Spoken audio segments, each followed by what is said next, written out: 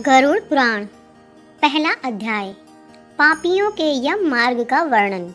भगवान विष्णु तथा गरुड़ के संवाद में गरुड़ पुराण में बताया गया है कि पापी मनुष्यों की इस लोक तथा परलोक में होने वाली दुर्गति अथवा 10 गात्र के पिंडदान से उनकी यातना देह का निर्माण, शिव धर्म ही जिसका सुदृढ़ मूल है, वेद जिसका तना है, पुराण रूपी शाखाओं से जो समृद्ध है, और यज्ञ जिसका पुष्प है, मोक्ष जिसका फल है, ऐसे भगवान मधुसूदन रूपी पादप अथवा जैसे वृक्ष सबको आश्रय देता है, वैसे ही भगवान भी अपने चरण बिंद में आश्रय देकर सबकी रक्षा करते हैं। इसलिए भगवान मधुसूदन को यहाँ पादप अथवा वृक्ष की उपमा दी गई है। श्री हरि विष्णु की जय हो। क्षेत्र नैमिषारण्य में एक समय स्वर्गलोक की प्राप्ति की कामना से सोनक आदि ऋषियों ने एक बार सहस्त्र वर्ष में पूर्ण होने वाले यज्ञ का प्रारंभ किया।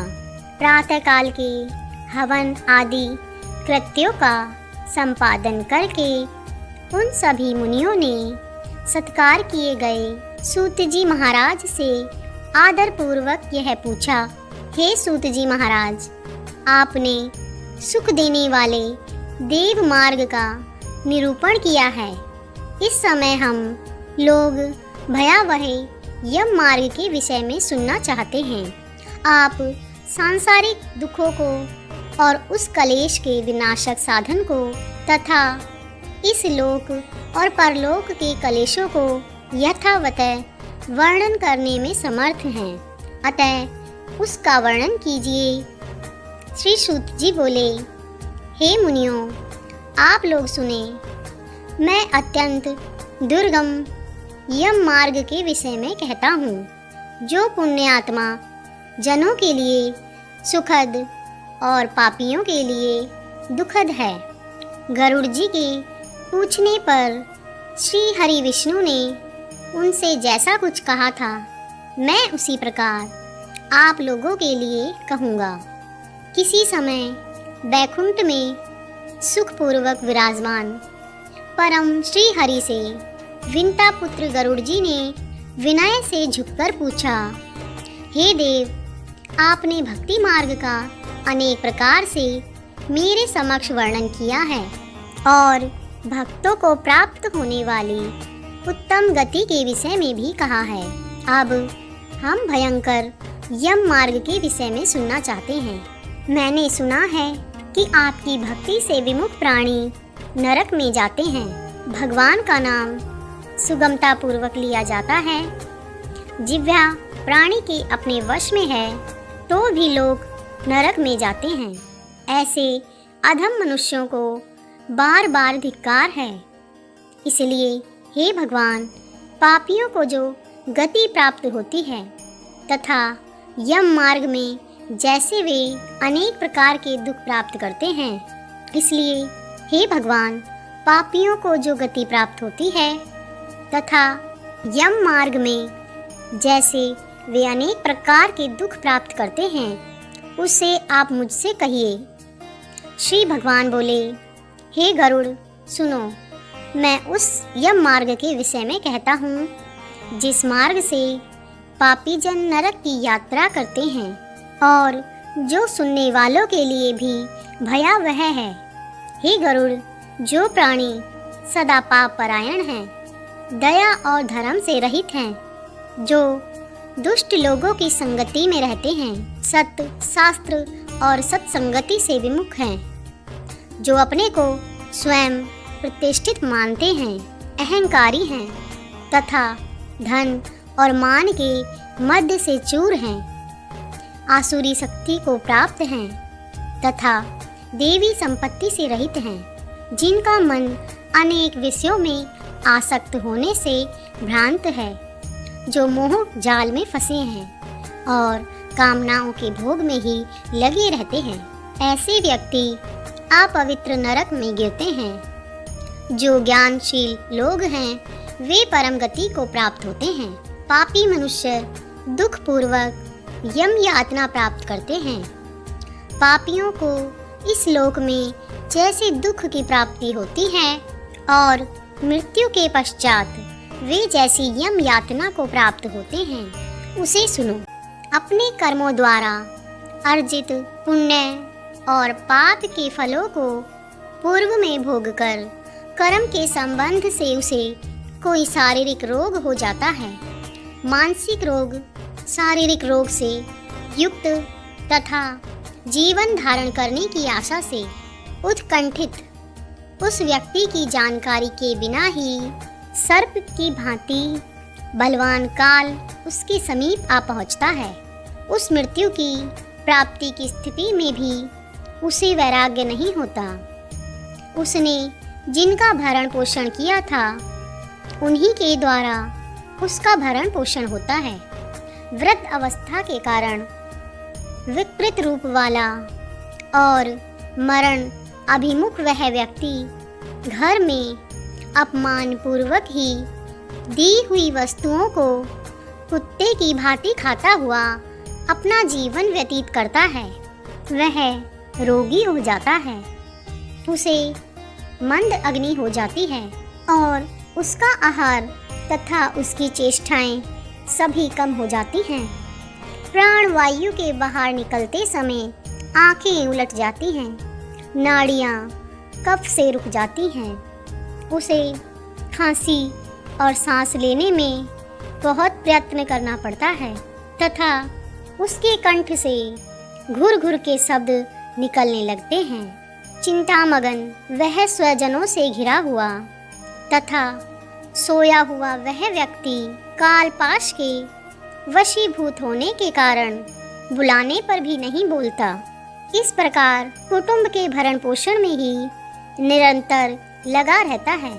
इस प्रकार कुटुंब के भरण पोषण में ही निरंतर लगा रहने वाला अजितेंद्रिय व्यक्ति अंत में रोते बिलखते बंधु बांधवों के बीच उत्कट वेदना से संज्ञा शून्य होकर मर जाता है।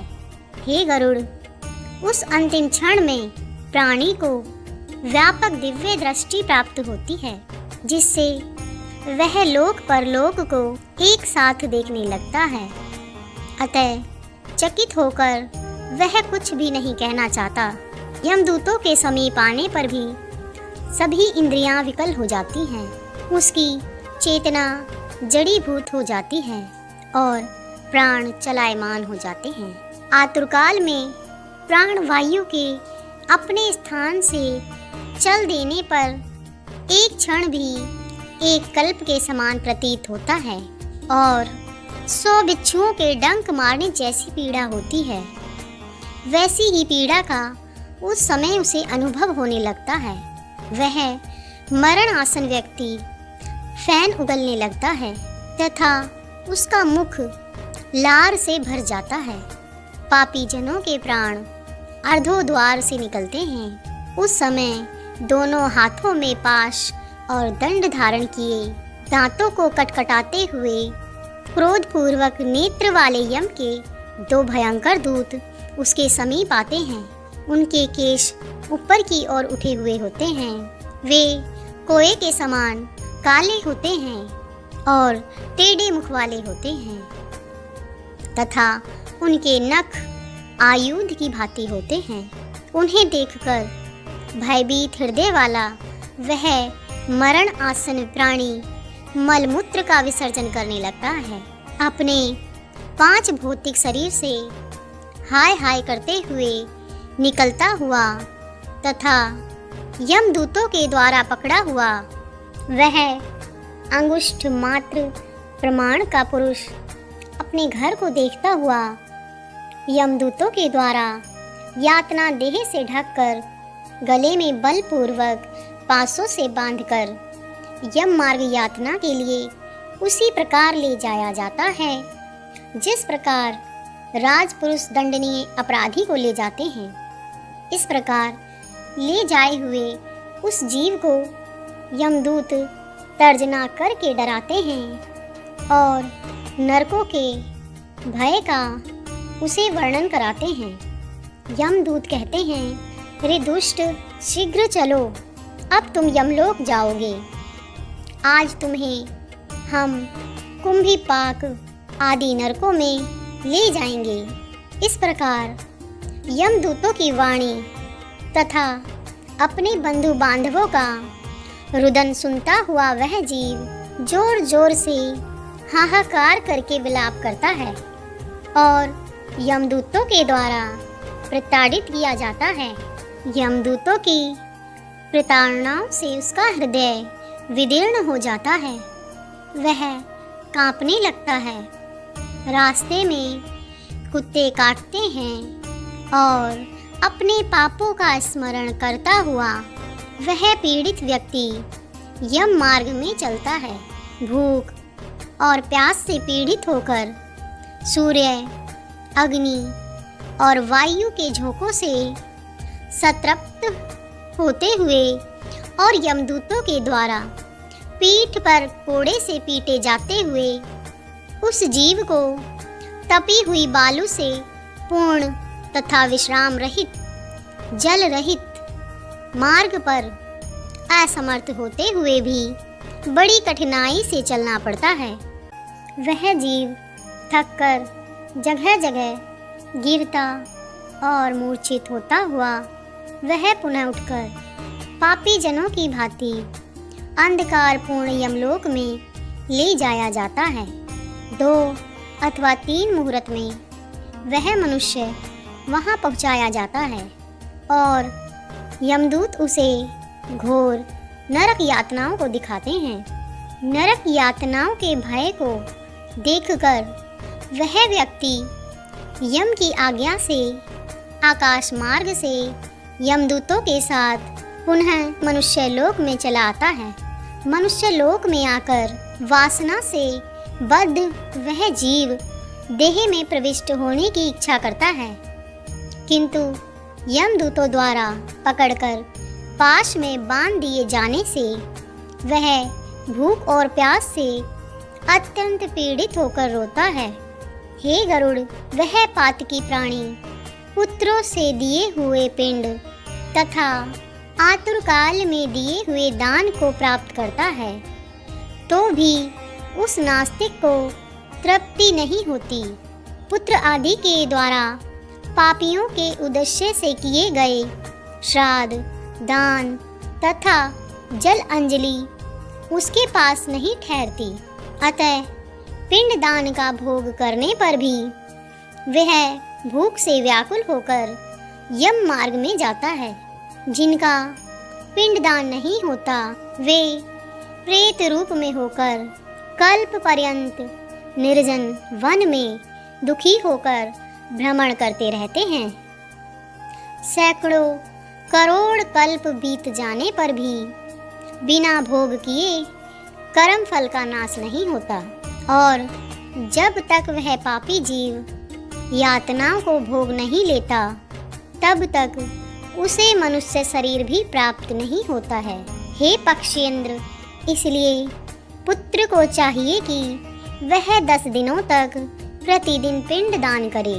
वे पिंड प्रतिदिन 4 भागों में विभक्त होते हैं। उनमें 2 भाग तो प्रेत के देह के पंचभूतों की पुष्टि के लिए होते हैं, तीसरा भाग यमदूतों को प्राप्त होता है और चौथे भाग से उस जीव को आहार प्राप्त होता है।